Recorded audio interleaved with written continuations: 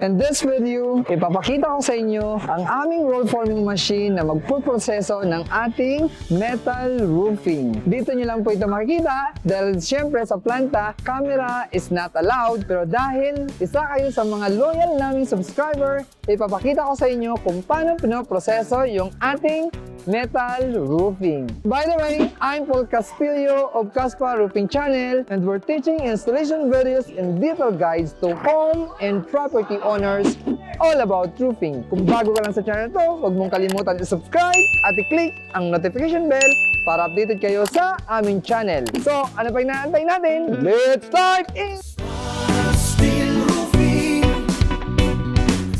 Behind me is our metal roofing machine na kung saan dito pinoproseso ang ating metal roofing corrugated profile. Ito ay may capacity na 41 liters yung kaya niyang i-produce in 1 minute. So kaya mabilis to, in 3 days marami na kaming na-produce na corrugated. Itong metal roofing machine na to, it will allow us so many metal roofing design. Ina-adjust lang po yung kanyang mga roller. Kaya ito is on-site roll forming dahil ang allowed lang na kaya nating i-transport ay 30 meters, which is yun naman talaga yung transportable na haba ng ating yero. At ito na rin yung pagkakataon na ipakita ko sa inyo kung paano pinoproseso ang ating metal roofing.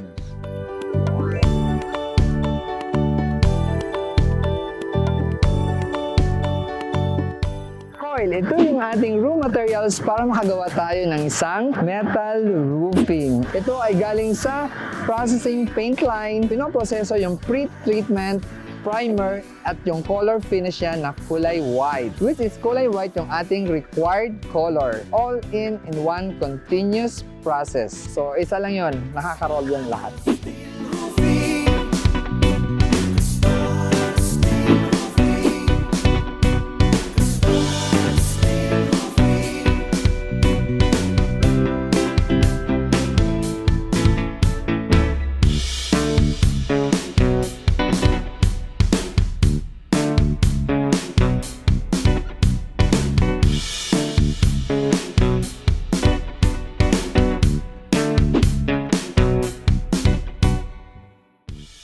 Uncoiler machine, isa sa pinaka-importante sa lahat na equipment, lalong-lalo na sa production line. Ang pinaka-main function nito ay dinadrive niya yung ating coil papunta sa ating roll forming machine. At nakatighten ito para yung roller ng machine natin ay hindi siya tuloy-tuloy yung ikot habang tumatakbo yung ating roll forming machine. Ito, yung control nito at saka control nun ay magkaisa. Dapat synchronize siya para yung takbo ng ating coil at saka yung takbo ng ating uncoiler ay parehas lang. Ito ay meron siyang stopper level na kung saan kung siya mag-i-stop pag na-detect na yung ating coil ay bumaba na. Kaya hihinto yung ating uncoiler. So ibig sabihin, na-reach na ng ating machine yung requirements na haba ng ating yero. Kaya kung saan ito nag-i-stop, pag bumaba yung coil dun sa level switch niya, automatic siya mag-i-stop.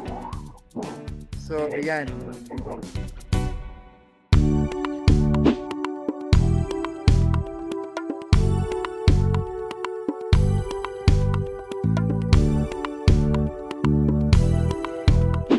Ang pinaka-importante sa lahat, syempre ang ating roll forming machine. Nabubuo yung ating metal roofing design sa mga rollers. Marami itong nagagawang metal roofing design. Depende lang sa settings ng ating roller. Pero ngayon dahil ang requirements natin ay corrugated, so mapapansin mo yung ating roller ay dikit-dikit siya. So, dikit-dikit talaga yung ating roller para kasi corrugated siya. Marami siyang rib. Dito pinapasok yung plain sheet sa feeder. Ito yung feeder niya. Dito natin papasok sa plain sheet at una siyang magpo-form ng rib sa gitna. So, nasa gitna siya. Then, after next roller, second rib, third rib, hanggang sa mabuo na natin.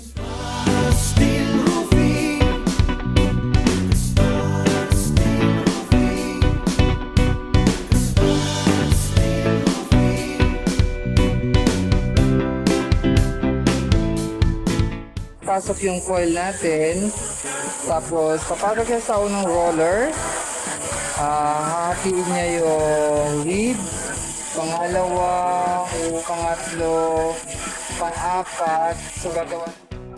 Para ma-produce natin yung 15 corrugated, dadaan siya sa 43 sets of roller yun ha.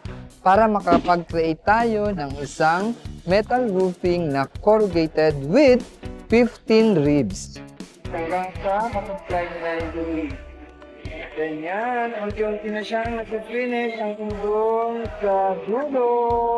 Itong roll forming machine, meron itong controller. Siyempre, dito sa controller, ini-encode niya yung haba ng ating yero na ipoproduce at dito rin na-indicate kung ilang yero ang kailangan nating i-produce. At hindi lang yun, itong roll forming machine natin, meron siyang odometer. Ibig sabihin, nare-record niya kung ilang metro yung tinatakbo ng ating machine in 1 minute. Machine na to can produce 41 meters in 1 minute paglabas niya sa cutter ng ating roll forming machine.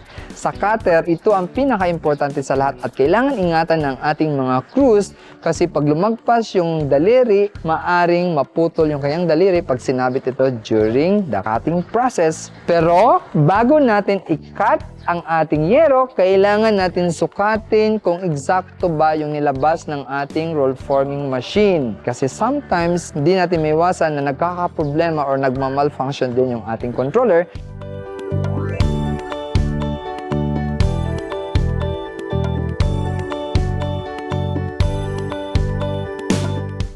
By the way, gumamit tayo ng wall angle na gawa sa plain sheet. Ang purpose nito, para during the process of roll forming, hindi magagasgasan yung ating yero or finished product. So yun yung purpose nun, para hindi magasgasan. At the same time, nag-guide na rin siya papunta sa dulo. So, malilimit natin yung dami ng ating crews na mag-guide ng ating yero.